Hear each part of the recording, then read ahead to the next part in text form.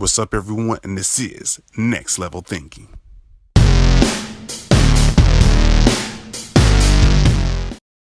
What's up, everyone? It's another great episode of Next Level Thinking, and you already probably got used to it. So I'm always on the road, but I still want to interview these great guests. Again, it's your host, Chris Sommer. I have my special guest by the name of Pastor Queena West.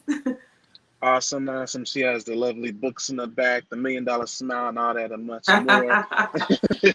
But let's go ahead and start off really good and tell the audience a little bit about yourself. Well, I am recently an author of the book Restoring the Unloved, which I created a ministry out of. Um, and I am pastoring Kingdom Citizens churches that started in Monrovia, Liberia, and bringing it over to Houston within this next year. Um, I'm just a busy bee, you know what I'm saying? Currently, just continuing on in my doctorate program. I got a couple of months left. I got about 2 classes left on that. So trying to kind of manage everything is like crazy right now for me, on top of working every day. I got some things in the works though. I have some things in the works for myself and for other people like yourself and other business owners. Working on some licensure right now for my own personal TV channel called Mindful Media. So within the next upcoming months, I'll be able to sell some spots on that channel and get some of these people on there that own businesses and stuff like that. So that's just the bulk of it. Like I'm just busy all the time and I love it.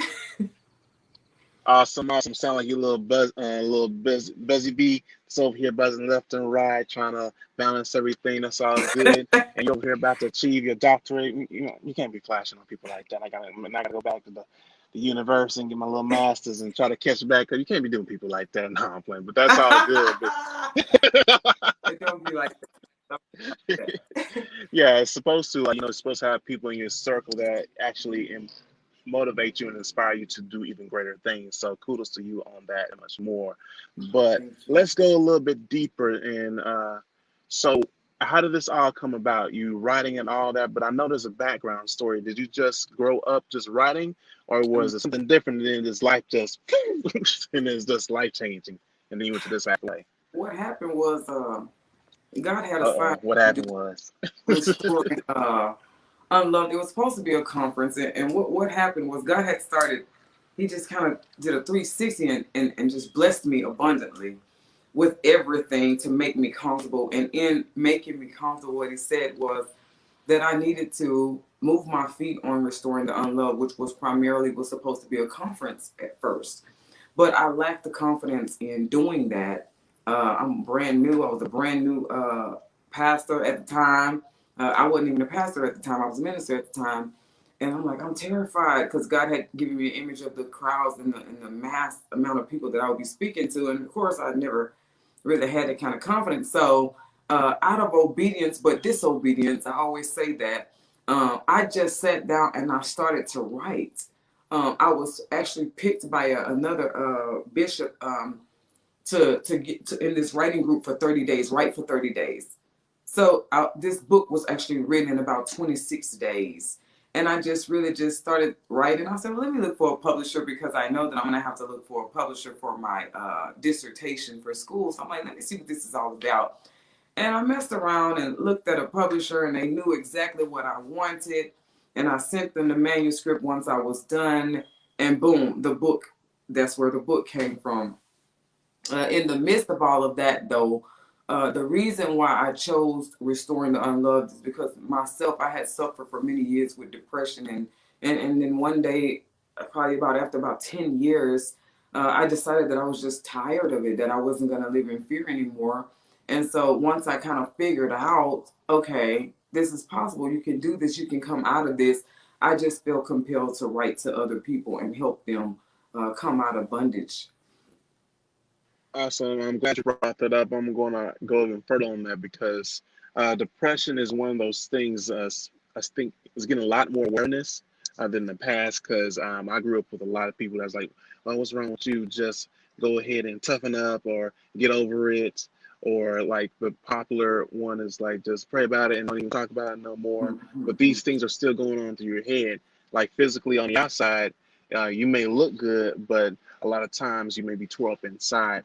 So I want you to dive even further, and I'm asking like this: the importance of actually opening your mouth and actually consulting or talking to different people to try to like find a better way, because a lot of people hold that stuff in because they don't want to seem weak. So I'm gonna let you have the expertise on that. So I'll give you both aspects of it. From the professional standpoint of it, on the psychological side, because that's my field. Um, yeah, we can expect that. We can expect people to say that they're going through, but me personally, I was a functional depressant, very high functioning. I could, oh my God, talk the next person into the greatest miracle of their life, and I could produce out of nowhere. I got to where I am right now because I was so depressed and I so didn't want to go home at the end of the day and deal with it, to where I just kept moving. I just kept doing things that I'm just gonna leave my house at 6 in the morning. I'm gonna go to work. I'm gonna go to school. I'm gonna go home at 10, and I ain't got to deal with it. So that was Which like your way was of a kind of running false away from illusion, it, right? Which was a because I false feel like illusion. At yeah, the because end I of the feel like a day, lot of people do that. you're still gonna do that. But I thank God for the prophetic anointing on my life to be able to walk in a room and discern when a person is not themselves. And this is what we're going to have to do in these times. We cannot expect people to come to us and say, I'm depressed, or they're just not going to do it. You know, we know this by now because we see some of the most successful people commit suicide every year. We see them do it all year long because no one cared enough about someone else versus themselves to find out what's wrong. Why are you you know when a person is acting abnormal, but we choose to turn a blind eye to that and go the other way. So I say, more than anything, I'm not looking for you to come and tell me that you're depressed, because I didn't. You know, I'm looking at your actions. I'm trying to figure out what's different, why is it different, you know what I'm saying? And all that requires is a little bit of love, a little bit of concern for other people.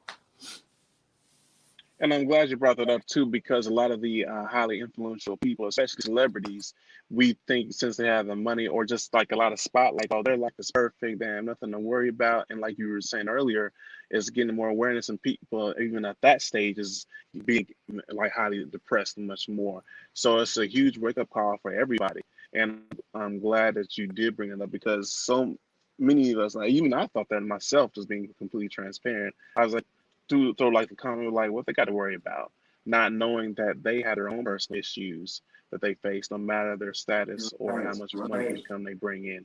So you gotta keep going. Yeah, it's tough. It is tough. And I'll say, I still have days where I just crash, you know, because I'm carrying so many things, and then like now because I'm doing a lot more counseling, you know, just hearing everybody else's weight, you know what I'm saying, can also weigh you down. So I have to know when to come out of it. I That have to know was word to something go. right there, because I know some people Right. that carry a lot of people, like in going. Ah, you are indeed looking at one of those people. I have to know when and how to go and de-stress, you know what I'm saying, and be ready for the next day. I think more than anything though, just like you said, celebrities, pastors, and spiritual leaders, they're hit harder depression wise than anybody else, because we realize that the decisions that we make for our life can affect everything else. It can affect ministry. It can affect how we respond to other people. For some odd reason, people expect pastors to be spotless. They expect us to be happy all the time. They Wait. We got expect to us to dig be, even deeper on this one, yeah, because this is a huge one, they and expect us to be especially in the solutions to their Baptist community. problems. And that's simply not the case, you know. So once you've come off of the platform and you've taken on everyone else's issue, is most of the time there's nobody there to boost you, to lift you, to get you back to your normal self, to bring you back to reality, you know. So it can get heavy. It gets real heavy. Little tech thing, but cool. Because I'm gonna come back to a question I'm about to say, but I want to go back. I think more than ever, I think it's more important to have a love for yourself. Because my question is, you do you think society or probably your upcomings or something in your not even just you, but I'm just saying in general, and people's while they grow up from childhood, like kind of tell them subconsciously in the back of their head to stop loving themselves, try to be something they're not, and that causes going to this route of depression because they're trying to put on like an image. I, I do think that, but I also think that it's got to be a balance of, we can't be so self-consumed, to where we overlook other people's feelings as well. Because what happens when you become self-consumed, no one wants to be around you. You find yourself alone, and that can cause you depression. So on the other side, if you're trying to be somebody you're not, that gets tiring, that gets exhausting, and you're tired of the charades, you're tired of performing, and on another note, you end up alone on that aspect of it. So I think just a constant uh carrying of so much weight and then just being alone most of the time is what can cause you depression. Stress can cause you depression. Being overworked can cause you depression. Lack of rest can cause you depression. People don't understand that. They think that it's a offset chemically in your brain that causes you depression, but most of the time it's what happens on the outside.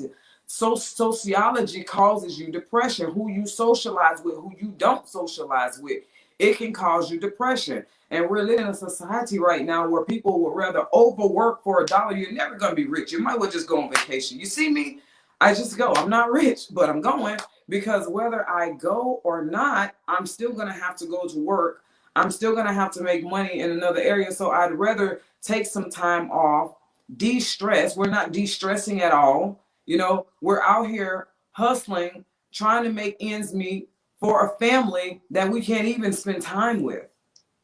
Okay, so I'm glad you brought that because throughout, especially now after the COVID and much more, people have to work probably 2 or 3 jobs just to make ends meet, and they're going to probably a working environment that they can't stand. What would you tell the person that's trying to make ends meet to handle the bills at home, and then at the same time trying to find, this is going to be a heavy one, time enough for that partner or spouse?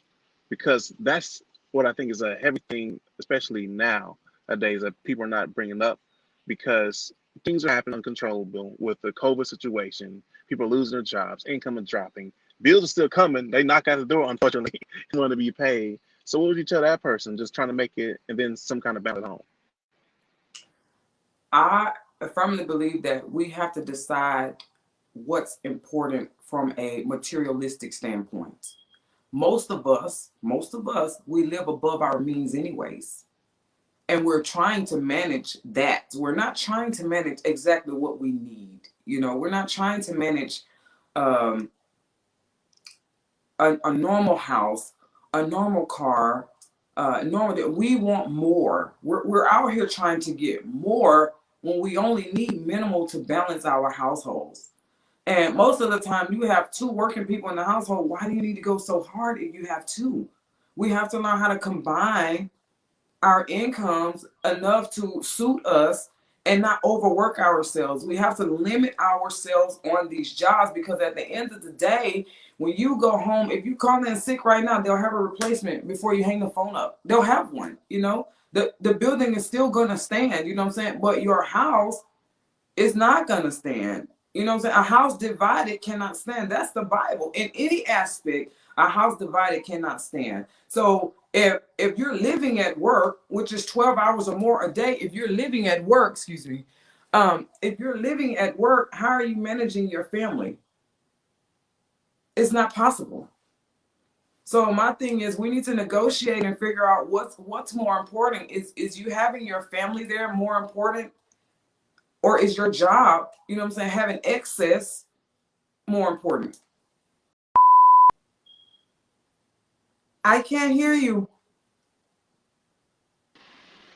There you go. Can you hear me now? Yes. Yeah. Yes. Yeah. In the middle of live, I mean, we have technical difficulties, but this is all about learning and teaching others. Yeah. So Yeah. if you do a live, make sure you have something to keep your iPhone or whatever device you use cool. Yeah, that was a perfect break though, because I seen my thing say 10 seconds. I'm like, what? So I had to run and go get my charger, so it's perfect. No, you good. You good. Good. Oh, sure. I worked out. Everything happens for a Yes, reason. we But did. continue with your great message. Go ahead.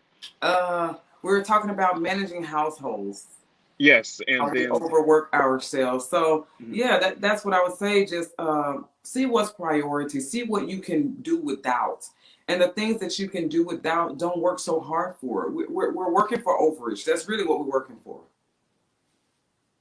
right. And I'm glad you brought that too. So there's so many things that happen with this, especially in my personal life, but also in the business world, what you're doing right now. And a lot of times it goes back to that old saying is, uh, watch who you bring, or like you're the average of your five. That's what I'm going to, because like energy, environment is everything, and I don't think people realize how much that can dramatically impact your life until Mhm. you feel like your life is in a like a roller coaster and everything is going wrong. I've seen people like great people, you grow with them and they just hang around the wrong crowd and all of a sudden it just their life flips upside down. So you as the expert go ahead and put more on that.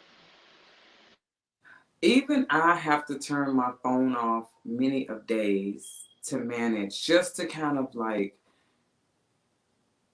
regroup myself, you know what I'm saying, and be ready for the next big thing. Because right now I'm in a place in my life where I can't miss anything that God is trying to give me. I can't miss anything that He's trying to say, because it's not that my life depends on it, but there are people that I would touch along the way, and their lives depend on my sanity. So as a result of that, friends that I talk to every day, sometimes I just have to turn my phone off so that I can regroup. And one thing I don't do is keep bad company. I've done it for I had done it for so many years, and I can't really say bad company, but those are you. Some of us have people around us that are jealous of us, have been jealous of us since day one. Why we feel like we need them so badly, I have no idea. But in order to get to the next level, when God intends to bless you, He intends to bless you.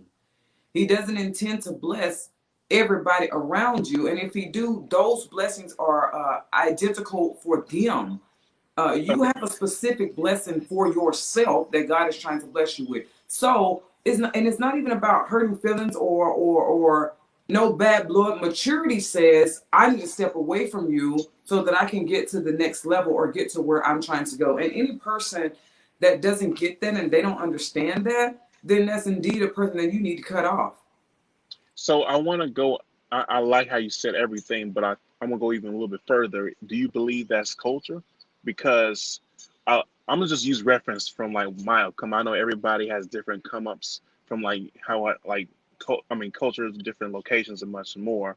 But I do know a good chunk of people is like, well, you can't just cut this person off because you grew up with them, or you can't just cut this person, push them to a distance because that's your bloodline. And people grow up keeping this in their subconscious thinking that, and it's killing them inside because that person that they holding close is like they love them, but it's just not the right time for them to be there because it's just Right, dragging them right, down and just right. draining them, and then everybody else sees it but them. So help the audience with that. That's not culture. More than anything, it's insecurity. Because understand this, we don't want to be alone. We don't like it. It's uncomfortable. I thank God for being forced to be alone so early in my life, to where I'm comfortable and I'm content in it. It's not my desire, but I'm content in it. In other words, I know how to be alone when it's necessary. And we don't want to be alone. We always need somebody to stroke our ego. We always need somebody to tell us that we're great. We cannot just hear God and just be great. We can't just look in the mirror and say, I'm great. We have to have a cheerleading squad behind us to receive that we're great. And that's 75% of our problem, is that we're so insecure. We so hate to be alone, to where we need a squad around. We need an audience around at all times. And that's the thing that's slowing people down. So while you're hearing this, I'll say it like this. I remember when I was working out and I was trying to lose weight, and I hated people telling me. They would always say, "Oh, you're losing weight," and as soon as you hear that, "Oh, I'm gonna go have a cookie today, baby."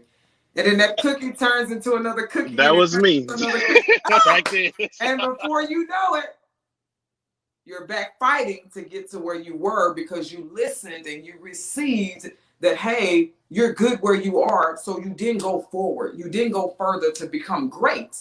And that is what we're seeing in society today. It's not about culture, because one thing about family, a loving family, they want to push, they know your purpose. They want to push you to your purpose. And if you say, hey, I'm taking a break, as long as you communicate with one person, you need to always, this is what I will say. Don't just walk away from family and not give them an explanation. But once you've given an explanation, hey, I need to take some time off to myself, maturity respects that. You know what I'm saying? Just respect it.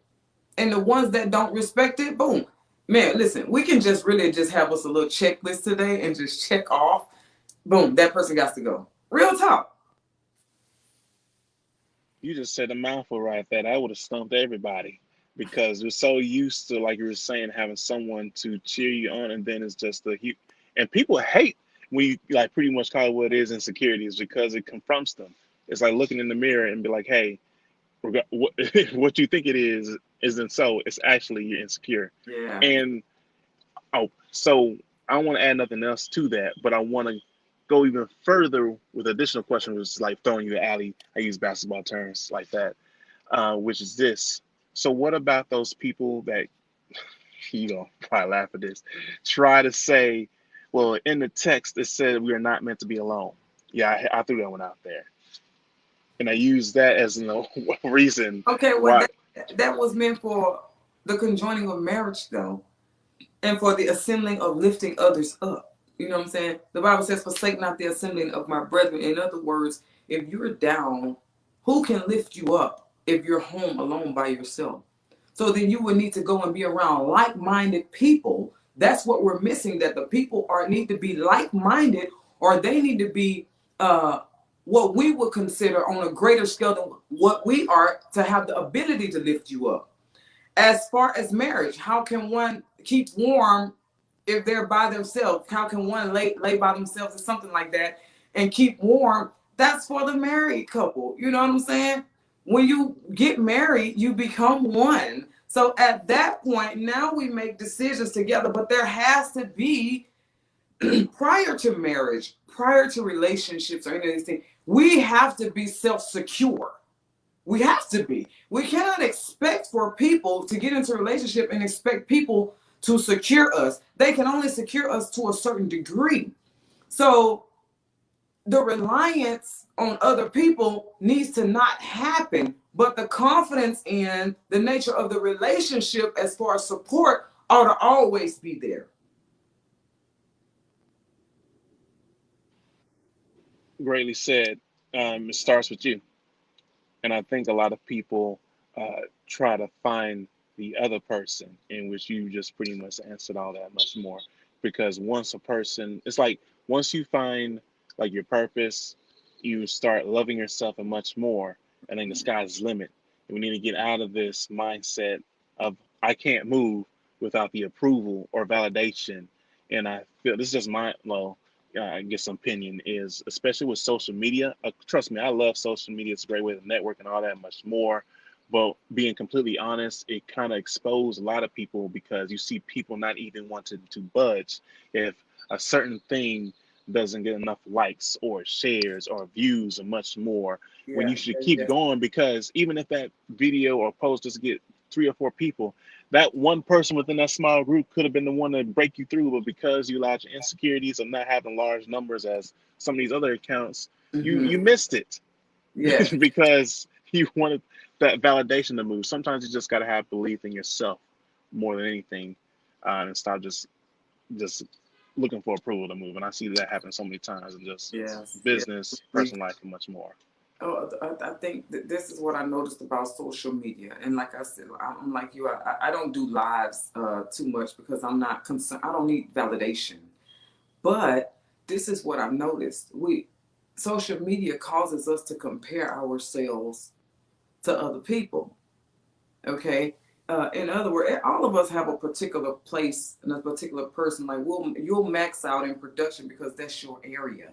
that the Lord gave you. I may max out in being an author or whatever because that's my area that God gave me. But we have a tendency to look at what other people are doing. And because it looks like success, and what success looks like in our mind is great marriage, great family, great careers. This is what we have identified as success. And so when we see people on Facebook and elsewhere, Twitter, whatever, and we see them, oh, they got this and this is what I want. Now we feel insignificant because we've chosen to compare ourselves. This person is flexing in their zone. They flexing on their level.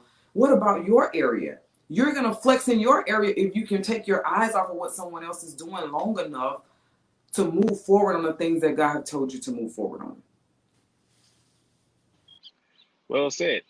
She said what she said.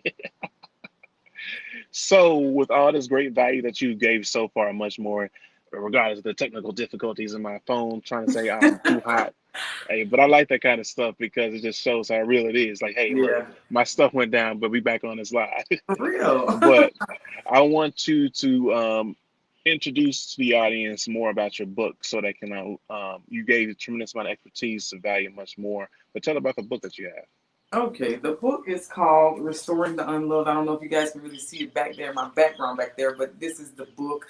You can find it on Amazon, Barnes and Nobles, my website, restoringtheunloved.com. And what this book is, I wrote this book from a spiritual and a little bit of a psychological aspect because I wanted people to see themselves, realize where they were in mental bondage, and give them an outlet. I gave them 12 tools on how to come out of that mental bondage. I was so stuck for so long. I was so fear was my thing, you know what I'm saying? That was that it caused me cycle after cycle after cycle. And so I had no idea how to come out of it until one day I just got tired. One day I just magically came out of it, you know? And so like I said, I wanted to write to people and let them know, listen, from health on down to the company that you keep, this book covers absolutely everything, every area that you may need to get yourself on track. It's basically like I put like a workbook within the book because if you're lost, if you don't have direction, if you don't know where to start, I pray that this book will show you where to start at. You know, that was my thing. I went blind on a whole lot of things. Oh God really he really like nurtured me personally, but I went blind on so many things, and I just don't want that. I don't want that for a lot of people. You know, I see so much potential in people, but I see them stuck mentally.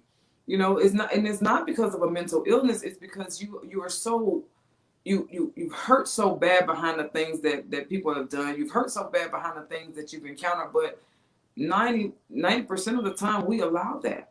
We open ourselves up, we expose ourselves to being hurt, to being mistreated repeatedly.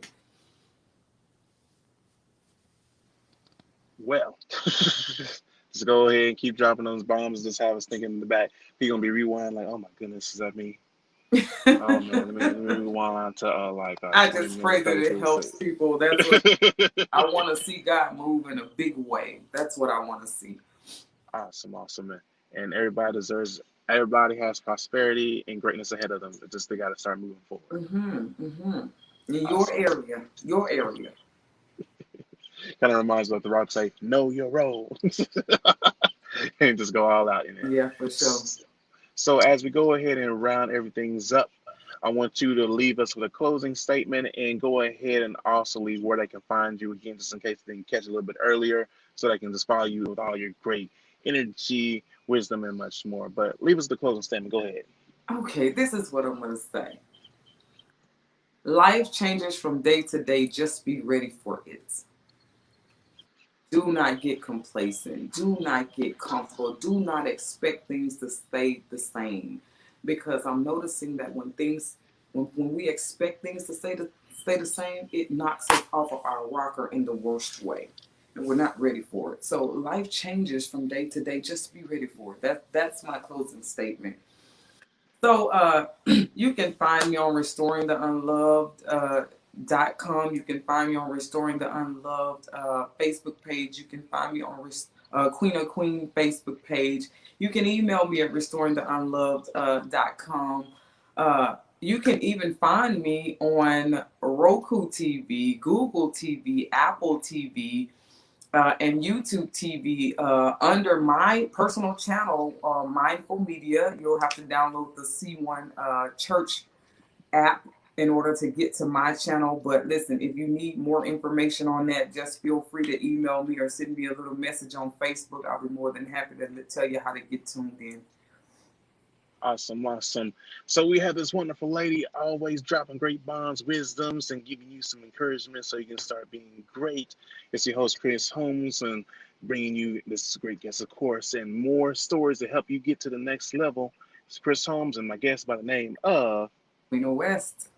Awesome, awesome. Make sure you share, subscribe, leave comments, and much more. And remember, take it to the next level. Stop being comfortable. Hey.